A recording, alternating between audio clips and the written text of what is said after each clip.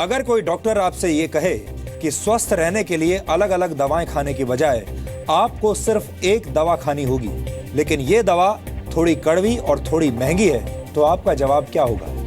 हमें पूरी उम्मीद है कि आप कहेंगे कि आप अलग अलग दवा लेने की बजाय एक ही दवा लेना पसंद करेंगे, क्योंकि इससे आपका वक्त बचेगा और लॉन्ग टर्म में दवा पर आपका खर्च भी कम होगा। जीएसटी यानी गुड्स एंड सर्विसेज टैक्स एक ऐसी ही दवा का नाम है जो भारत की टैक्स वाली बीमारी का इलाज एक बार में कर देगी। ये संविधान में 122वां संशोधन है। इसे भारत में टैक्स सुधारों को लेकर आजादी के बाद से अब तक का सबसे महत्वपूर्ण संवैधानिक संशोधन माना जा रहा है। राज्यसभा में जीएसटी को लेकर संविधान संशोधन को मंजूरी मिल जाने के बाद पूरे देश में जीएसटी को 1 अप्रैल 2017 से लागू किया जा सकता है, जिसके बाद भारत एक सिंगल टैक्स वाली अर्थव्यवस्था बन जाएगा। यानी देश में वस्तुओं और सेवाओं पर लगने वाले अलग अलग तरह के टैक्स खत्म हो जाएंगे और फिर एक नए आंकड़े के मुताबिक देश के करीब 132 करोड़ लोग सेवाओं और वस्तुओं पर सिर्फ एक तरह का टैक्स देंगे, जिसे जीएसटी के नाम से जाना जाएगा।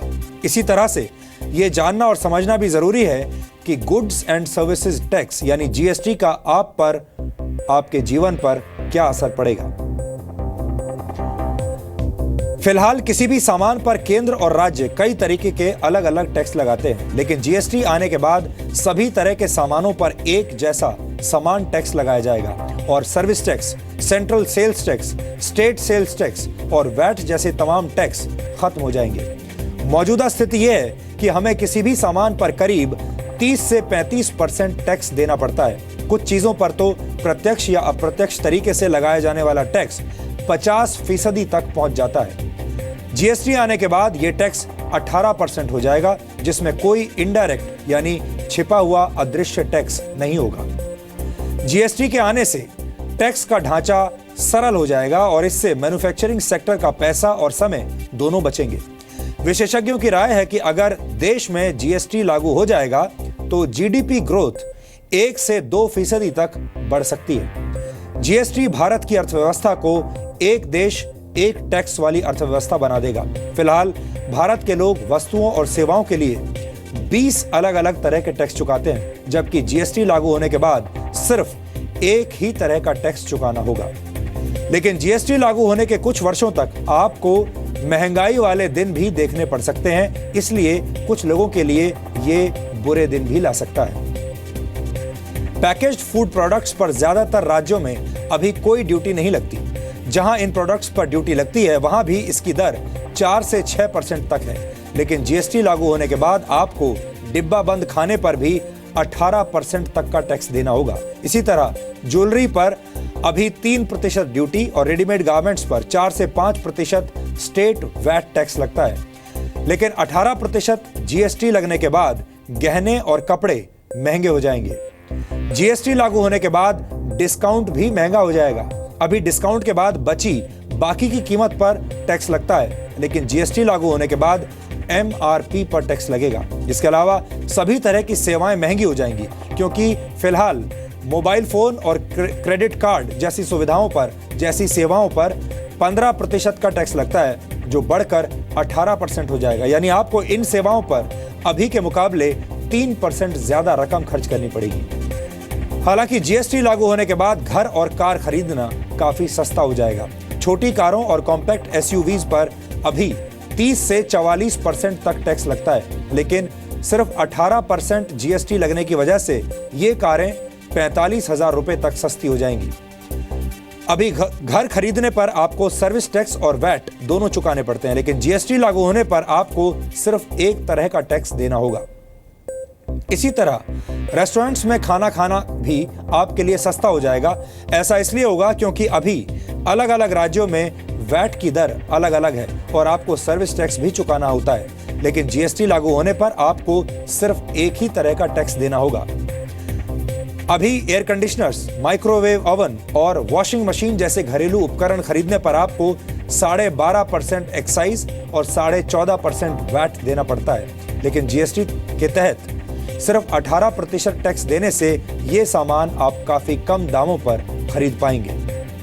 देश भर में माल ढुलाई करीब 20% तक सस्ती हो जाएगी, जिससे महंगाई घट भी सकती है। उद्योगों को अभी करीब अलग अलग तरह के 18 टैक्स भरने होते हैं, लेकिन जीएसटी लागू होने पर उद्योगों का वक्त और पैसा दोनों बचेंगे।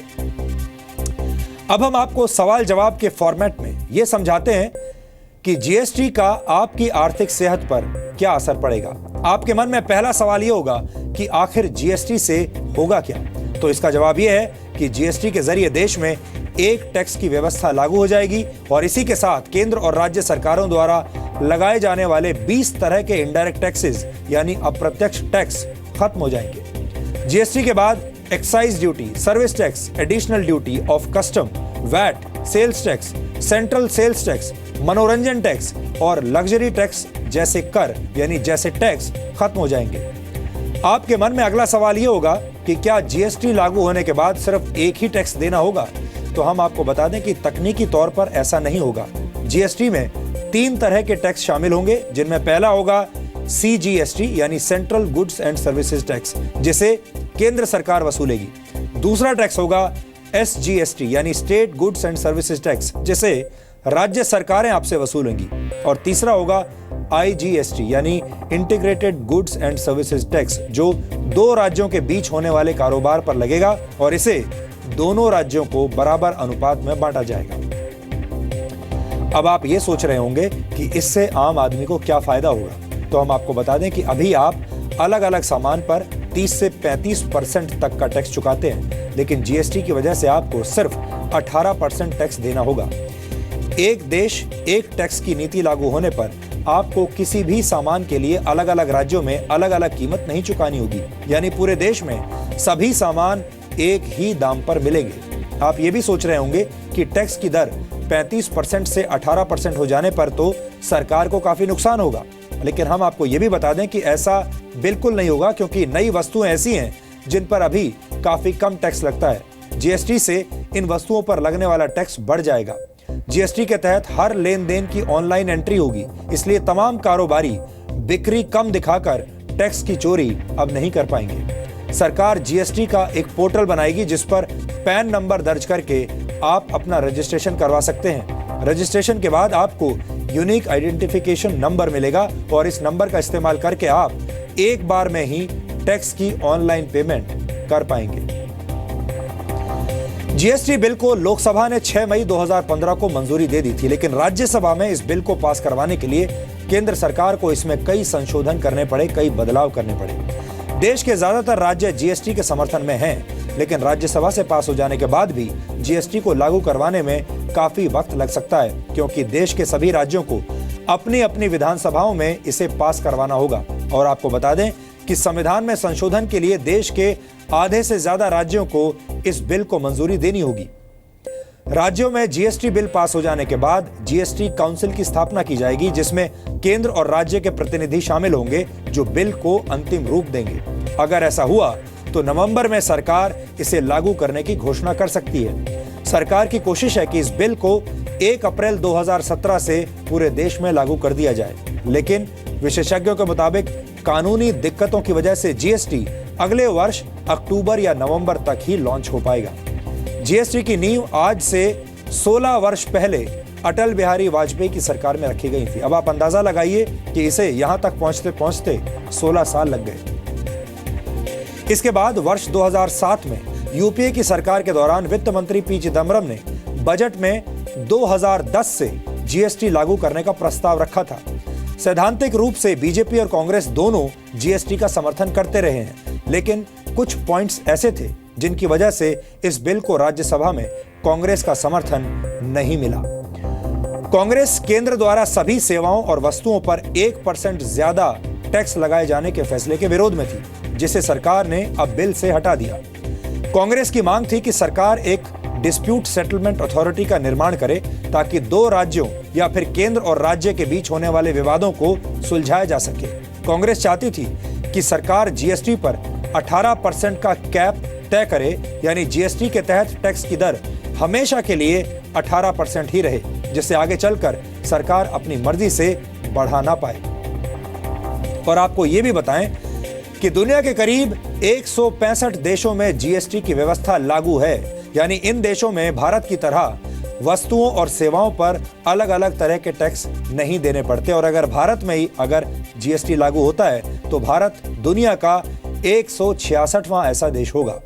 न्यूजीलैंड में 15%, ऑस्ट्रेलिया में 10%, फ्रांस में 19.6%, जर्मनी में 19%, स्वीडन और डेनमार्क में 25% और यहां तक कि पाकिस्तान में भी 18% की दर से जीएसटी आज भी लागू है।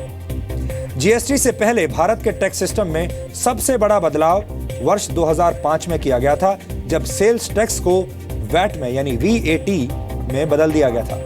वैट की मदद से अलग अलग चरणों में लगने वाले टैक्सेस को कम करने की कोशिश की गई थी, लेकिन वैट भी टैक्स पर टैक्स लगाने वाली व्यवस्था का अंत नहीं कर पाया।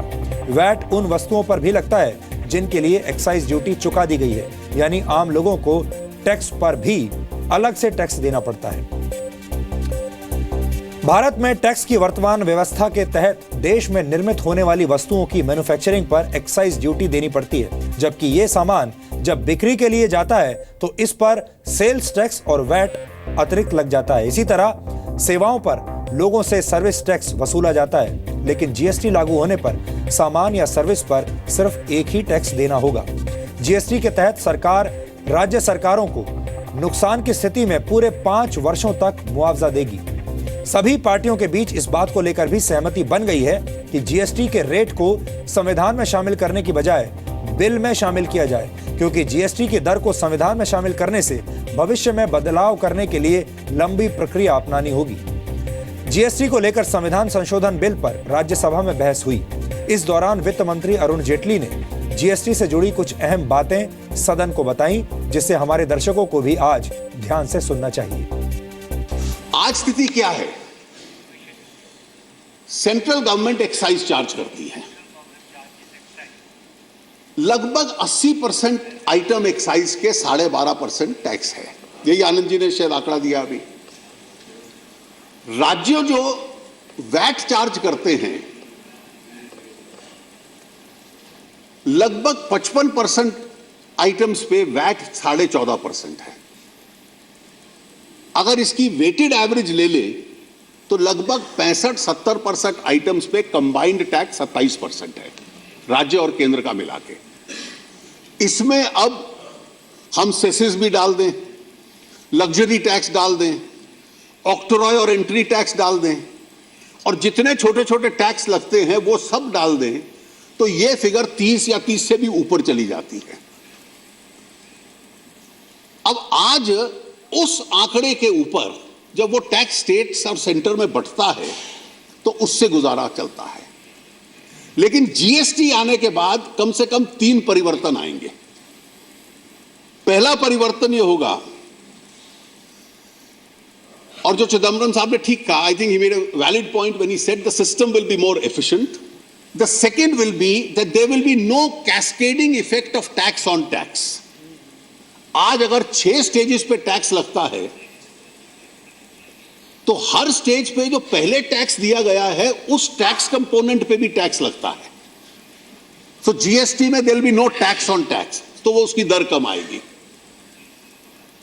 तीसरा इसके साथ एक और तर्क है कि कई आइटम्स ऐसे हैं जिसके ऊपर या लोअर रेट का टैक्स लगेगा या टैक्स नहीं लगेगा। सो आज भी ये स्थिति है, when all these factors, there being no tax on tax, system becoming more efficient and evasion becoming more difficult, plus lower rate of tax or no tax in certain items, from this 27 to 30% will bring the rate down. ये एक बहुत बड़ी घटना है। भारत की tax व्यवस्था में एक बहुत बड़ा बदलाव है और इस बदलाव का आप सबके जीवन पर बहुत बड़ा असर पड़ने वाला है।